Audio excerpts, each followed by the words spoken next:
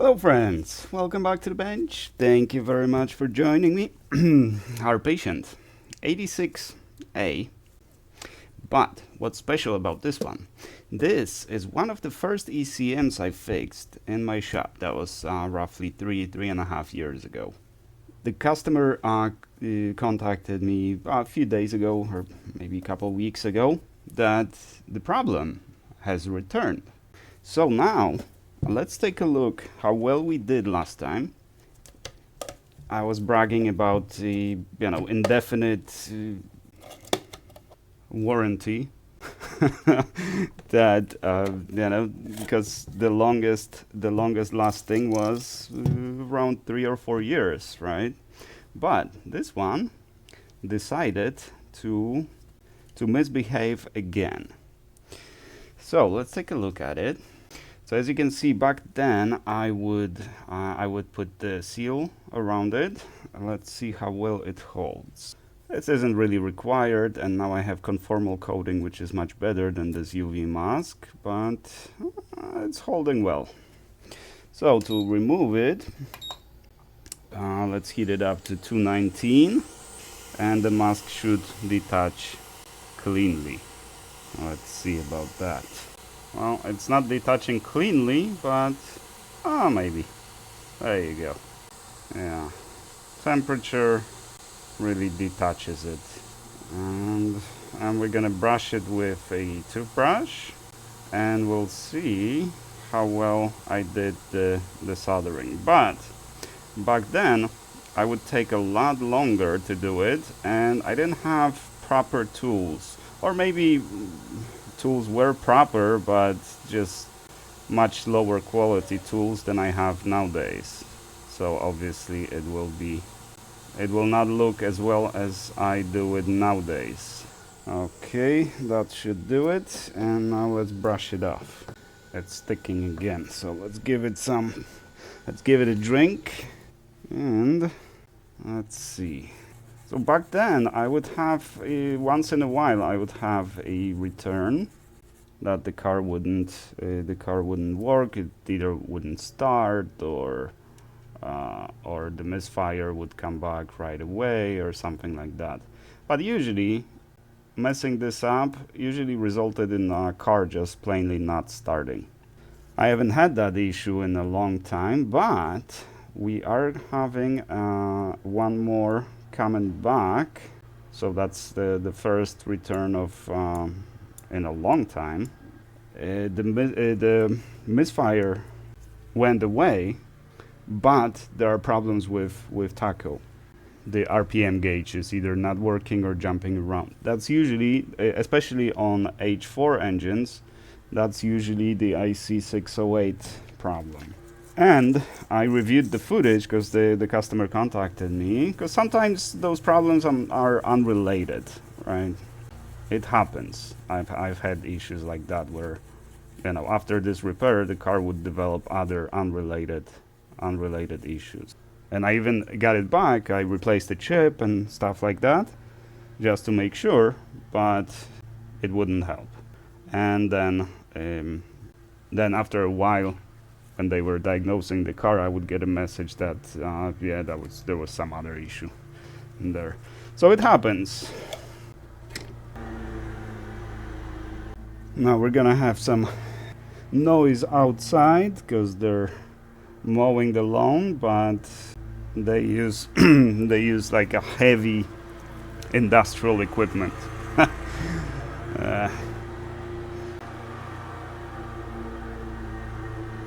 Okay, so the soldering on the chip, as you can see, compare this to what I do nowadays. It's not bad, right? It did work for a long time, so it's not awful, but I definitely do it a lot better nowadays. Yeah, I remember I used to struggle with this back in the day. Now it comes a lot easier for me than it did back then. But that's true for everything. The longer you do something, the more proficient you become, and the better results you get. There's a news flash for you. All right, let's remove the chip. Let's clean the board and see what we can do there. Now I'm thinking, should I just replace the chip? There's some flux left over. Actually, we're gonna inspect it, yeah, because I have an idea what could be an issue here. Because I see some flux bubbling. That's probably flux. So, and back then I used Kingbo flux. Now Kingbo flux is pretty good, but it is corrosive. So it needs to be replaced, otherwise it might corrode the board. Or replaced, I mean it needs to be cleaned, otherwise it might corrode. Let's see the chip. Well, so far so good. Yeah, that's why I no longer use this UV mask, because as you can see it makes a mess. And I no longer use Kingbo flux, I use my flux. Some people like it, some people don't. Some people prefer the much more superior flux that Alex makes, the synthetic flux. Yeah, in various ways it is superior. You know, like wetting properties and evaporation and smoking and all that kind of stuff. But these are like the least of my concerns. I want my flux to first of all be safe, right? Because even with fume extractor and everything, it's still, you wanna not breathe it if you have a choice. You don't wanna breathe any of these fumes from flux. And some of these types of flux, the manufacturer uses very toxic components, right? Dangerous components, aggressive chemicals basically. Now my flux doesn't use any of that, so as you can see I don't even use the fume extractor, even though it smokes nicely. There's definitely plenty of smoke from my flux, but it dissipates very quickly. It just disappears basically very quickly, and it smells pleasant, at least to me. The smell doesn't really bother me at all. Okay, what do we have here? Our wick has been caught and it won't let loose. That's probably for two reasons. I got 370 on the iron, so a little low, and we have the conformal or the UV mask still on it. So okay, and let's give it one last cleaning and see if it wasn't for this UV mask, it would have been a lot easier, a lot cleaner. But I thought it was significant, or it was needed. I thought it was beneficial. I no longer do. Oh, one pin has been, or one pod has been dislodged. That's not good. What are you gonna do? Let's see, can we position it? Come on, there. Yeah. Once we attach the chip, it's gonna be fine. Oh my god, those guys are so loud. And there's so much sun in my face, you can barely even see my face. And weird, because it got really cold today. This morning it was super cold. And now the sun's coming out. I wonder what today is gonna turn out to be. Well, winter is coming. And it's gonna be tough winter. The winter is gonna be tough, well, at least for me. I don't know about you guys, but it's gonna be tough because I don't have a job, which is not the position I like to be in. Luckily, I have a little bit of work in the shop, so, you know, it's not like I got nothing to do and just getting depressed every day.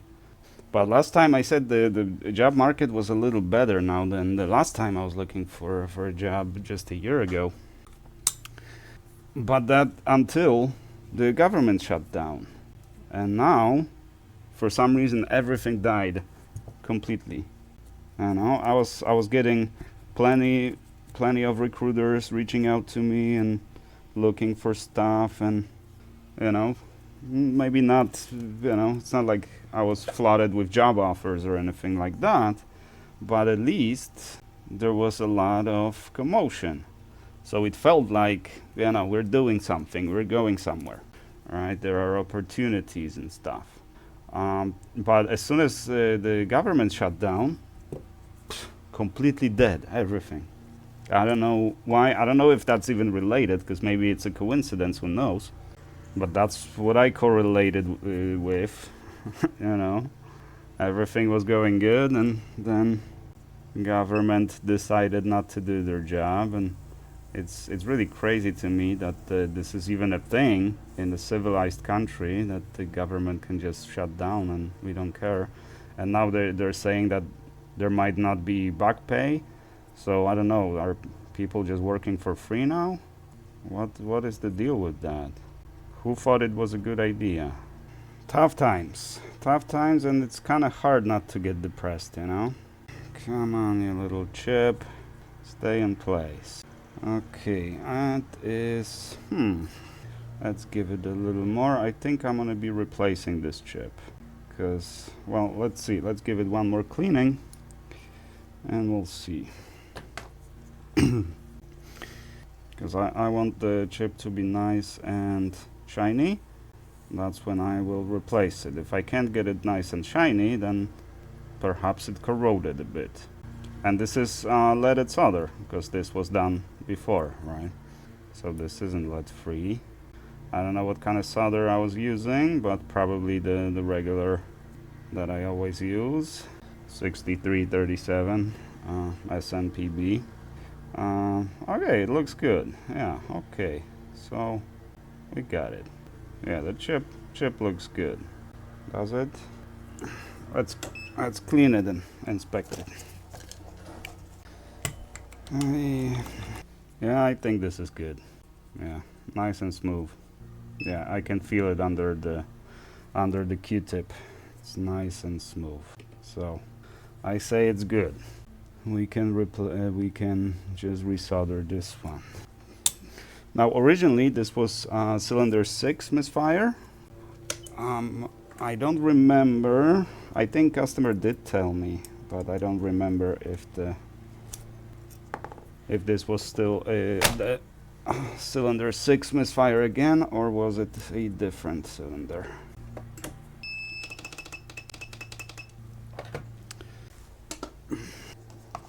So I've been interviewing for this company, and I didn't move to the next round, but they didn't really give much of a feedback. The whole interview was kind of weird, because it was kind of like stone faces, so there was no chemistry there, so I wasn't holding my breath anyways. But they did mention that something along the lines of I was too much into hardware or something like that. Basically, and I got nearly 3 decades of experience in software, right? The hardware, full time, or like seriously, I started just 3 or 4 years ago. And before I used to do a little hardware here and there, some microcontrollers, some simple electronics repairs and stuff like that. So yeah, I've got some experience prior to opening the shop, sure. But only the last 3 years I took it seriously, right? And those last 3 years, definitely I learned a lot of stuff that I didn't know before. So it's not like I was always a hardware guy. I was always a software guy. But that was the conclusion, and it's frightening to me that this is who we choose to hire other people, right? Essentially, I would say people who shouldn't be in that position, incompetent people, because essentially they didn't go with me because my experience is too broad, essentially, right? They looking for someone who doesn't have any experience in hardware, which in my opinion is limiting if you only always worked with hardware, with software, right? And say you're a, Java oriented, and you only worked in Java for 10 years, never did any work in other languages. You don't know how a computer works, right? You're a better fit than someone who not only worked in Java for a decade, but also knows how the computer works, which in my view is kind of good to know, right? As even though you're doing software, sure, but that software runs on hardware. It runs on platforms, so it's good to know how it works. And in some cases, if you're doing something like choosing how to traverse a tree or a graph, right? It really helps when you do know how it actually going to work physically, how it's going to be compiled into machine code, and how the machine is going to run it. Is it, when you declare a variable, are you aware whether it's going to be placed on a stack or a heap? I say that's a good knowledge to have. And I would think that someone with that knowledge is more qualified than someone without this knowledge. But apparently now it's the other way around. And no, I'm not salty because I didn't get a job.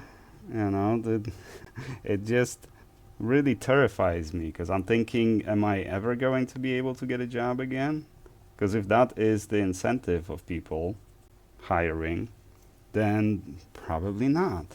I don't know if I have to just dumb down my resume, just not disclose the projects, not disclose the competency, and not disclose half my experience or stuff like that, and that'll give me a better chance. But if that be the case, then do I want that job?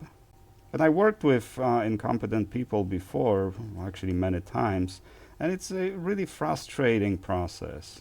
Because it's hard to just not care, or at least to me. It's hard to just detach myself and say, well, I don't care. You guys do what you do, and I just want my paycheck and go away. Sure, that would be easier, but I can't really do that. So that's what I've been struggling with on my birthday, which is especially depressing because I'm getting old, When I was thinking after that last after that last interview, I was thinking that most likely I'm not gonna get it, because I had a feeling that they would go, because they didn't strike me as very competent. So I was thinking they're not gonna use the actual criteria they should use to make that decision. They're gonna use a little more common criteria, like they're probably going to go with the younger guy, right? Not that there's anything wrong with that. You choose whatever criteria you want when you hire someone, and that's your right. It's not like, maybe there are some legal repercussions or something like that, like wrongful termination or discrimination and stuff like that, but who's gonna go through the courts to and fight this battle to prove that this was discrimination or something like that? I definitely wouldn't. But the bottom line is that you can use whatever criteria you want to hire whoever you want, and I wouldn't have a problem with that personally. So we'll see. Maybe I will never get a job again, and I need to make something happen myself. That's usually how it goes. The times will be better again, but the question is, am I gonna retire before that time comes? And what am I gonna retire with? I have some 401k here and there, but that's not enough to actually live. I will get the retirement in Poland as well, because I worked, I don't know how many years, but I worked quite a few years in Poland, and even if I didn't, I think you are still owed some retirement. So maybe if all that if all that adds up, maybe I'll be able to retire in Poland. But I don't want to retire yet. I'm too young. And actually, I never wanted to retire. I figured that I'll be working till the day I die. That was my plan. But I don't know. It kind of depends. How do you want to work, right? For an employer, or like doing some of your stuff, right? The coding is not what it used to be. Maybe I should just re-specialize into something different. Maybe more hardware than software. Because with the growing use of Copilot and all those coding bots, the job of a programmer or a software engineer or software developer, however you want to call it, it's the same thing, becomes more of a product manager or project manager, so you focus less on implementation and more on what you're actually trying to deliver, right? So you're more of a product focused. And I've always been more of a product focused than engineering focused. Well, maybe not always, but as I matured in my profession, I would look at it more from a perspective of a product manager rather than the coder. Because oftentimes we just kind of start focusing on the implementation, and we put more effort into the actual implementation than thinking strategically of the value that we bring. Because sometimes you can sink a lot of hours, thus a lot of money, into some initiative that is purely just for the sake of that initiative. Basically, I don't know, you decide to change some the testing framework, right? You have you've been using one testing framework before, and now you want to change it into some other one for some reasons, right? And that's going to cost a few months of development, but it's not going to bring any physical value to your customers, to the product, essentially. Sure, you can think of it as, we're making the product more stable because we're going to have better test coverage and stuff like that. But if you weigh it all, pros and cons and the cost and value of or the reward compared to the amount of effort you need to put in to actually pull it off, and it definitely it feels different when it's your money on the line, right? Typically in those professions, me as a software engineer or a team lead or a lead engineer or a project manager, product manager, whatever, I'm playing with someone else's money, essentially, right? It's not my money on the line. So I always ask myself, like, would I make this decision if it was my money on the line? And in many cases, I worked with, younger engineers, some like straight out of college or first job after college. So pretty much no experience in on that front, right? Maybe plenty of experience in coding and great talent in coding and stuff like that, excellent knowledge and all that stuff. That's important too. That's great. But you need someone to actually manage you for that very reason, because you don't have experience in that yet, essentially. Now, is it shifted a little here? Nah, it looks good. Looks fine. So that's the kind of job that I would like now, right? Not just doing coding like in my last job. I didn't really have to think strategically, and I had some research tasks, but not much, and so my skills were not being utilized. Plus, with the evolution of coding assistants, those skills, those coding skills, are not as needed. They're not as crucial as they used to be. So that's another reason. So, as I said that many years ago, that I'm not worried about AI taking my job, right? Because you still need competent coders to actually use those coding tools, right? It's not like the machine can do the whole project for you. And well, maybe because the vibe coding is actually defined as you don't do any coding. You just strictly give requirements to the coding bot, and it does all the coding for you.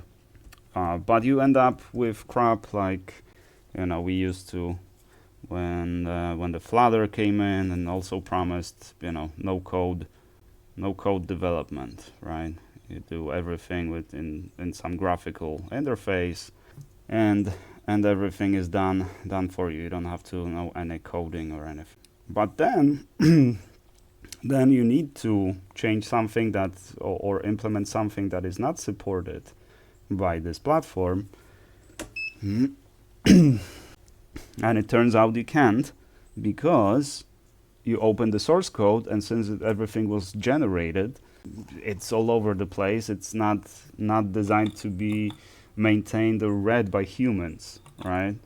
So you're just kind of stuck, right? And in many cases, you just have to start over. So maybe the Flutter and those no-code platforms are good for like MVPs and stuff like that, but not to actually create a product. You don't have enough control over how that product is developed to actually deliver what you want to deliver. You kind of deliver what you can, what the framework allows you to deliver, but nothing beyond that. So as I said, I wasn't worried about losing a job to AI, but that's only because in those cases, like right now with coding assistants, you just have to use the skills or possess the skills that differentiate you from incompetent people just using chatbots to write code. So your competency needs to lie somewhere slightly different, in a different area, right? And that's why I'm not looking for a typical coding job anymore, but more of a product-oriented role. And I'm working on my new product.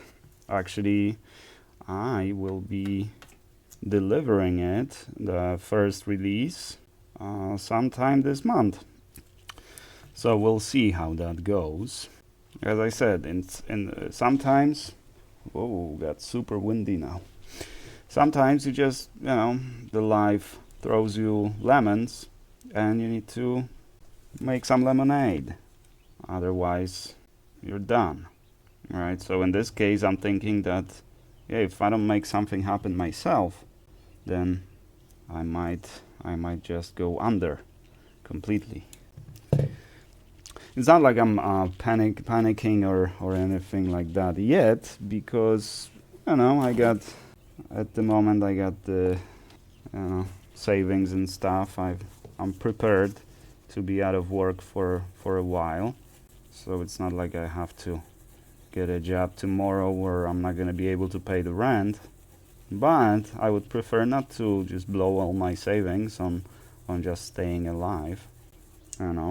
Saving that, I had some hopes that I will perhaps buy a house or something like that, because I would like to have a house eventually. But in this economy, this is definitely not gonna happen. But before I was thinking that I'm not gonna be waiting for the market to be good, right? Like the good housing market before I buy a house. As soon as I can, as soon as I have enough for down payment and a prospect of paying off the mortgage, I'll just do it, right? Because the life is not gonna wait for me. You know, I'm not getting any younger, so yeah, the housing market might not be good, but this is when I want to buy a house, right?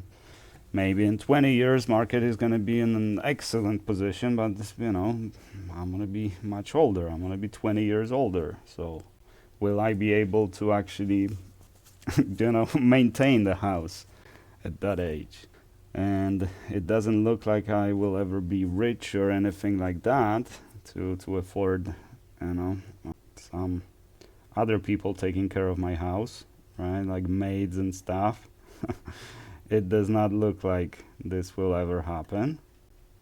Plus, I don't think I would want to anyway. It's kind of a point of honor. But we'll see.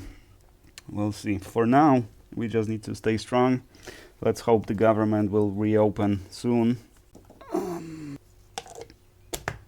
And there's gonna be a happy ending to this whole kerfuffle.